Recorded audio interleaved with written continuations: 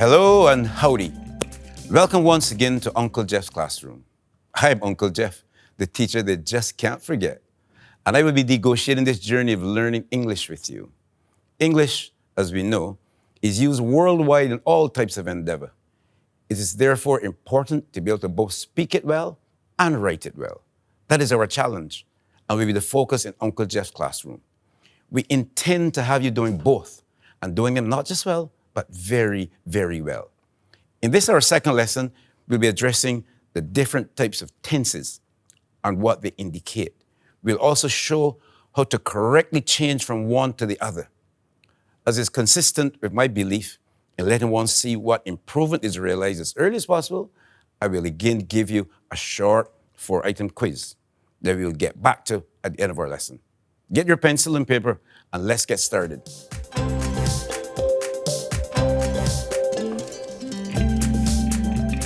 Write out these sentences as instructed. The batsman hits the ball with a lot of power. Give the past tense. Our captain swam to a very impressive victory. Give the present tense. The bag of vegetables costs more than we expected. Give the past tense. The farmer was planting corn. Give the present tense. We'll get back to those at the end of the lesson. But for now, let's get started on this lesson. The first thing that should be understood is that tenses are used to identify the different times of specific actions. Hence, they always involve verbs. Here we go. Tenses are used to identify the time of the action or verb within the sentence. There are 3 main tenses. 3. They are the past, the present, and the future. The basic verb form is called the infinitive. Remember that word, infinitive. Making of tenses. The present tense is usually written in the same way as the basic verb form or the infinitive. We eat our lunch at noon. That is, eat is a basic verb form, but it's being used there as a present tense. An S can only be used at the end of a verb, walks, lives, when that verb is the third person singular of the present tense. So when you hear people say, I lives in the city, or I works in Brooklyn now, you're always wrong, always wrong. You can never put an S on the verb after it comes after I. He, she, or it walks to school. Now that is correct. Because in that third person singular present tense, it can only have a singular subject or one of 3 pronouns, he, she, or it, as a subject of the sentence. Don't ever forget that. Anytime you put an S anywhere else, it is wrong. The present tense can also be written by using am, is, or are with the verb, placing ing at the end of the verb. This form is known as the present participle and is always accompanied by a form of the verb to be. Right? I am dancing, we were swimming, any of those things. The future tense is usually formed by using the words will or shall with the basic verb form or the infinitive. We will walk to the park. He shall come home soon. That is always a future tense. The past tense is a funny one now. The past tense is usually formed by adding, not that word usually, by adding D or ED to the end of the basic verb form or the infinitive. They visited from England. We loved the playful pet. Now, words that end in Y deserve special attention when making their past tense. The general rule says, if the Y is preceded by a vowel, simply add ED, like they annoy me, they annoyed me. You always play with me, you always played with me. If the Y is preceded by a consonant, change the consonant to an I, and then add ED. We hurry to school. We hurried to school.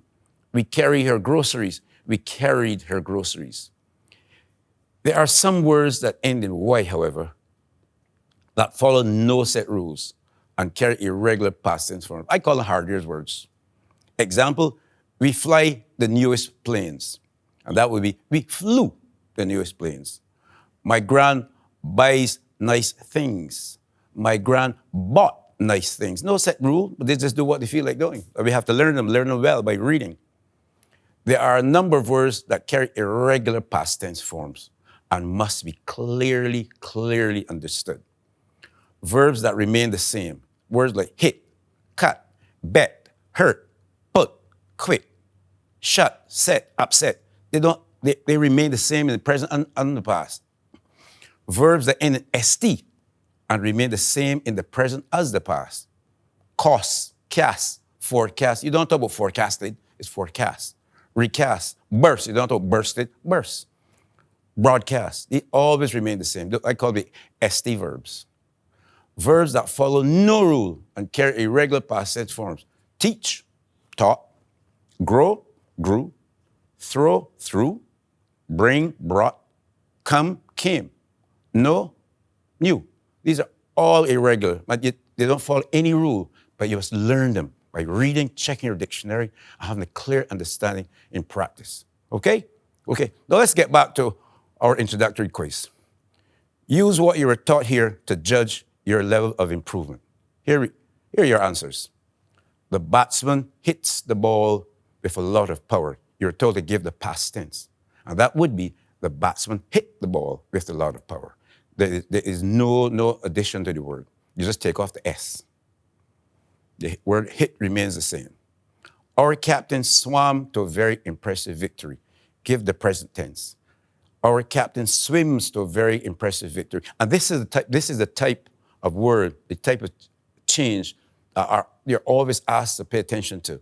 That's the use of the S in the third person singular. The letter S must always be affixed in the third person singular of the present tense. And if you don't do that, you'll always get it wrong.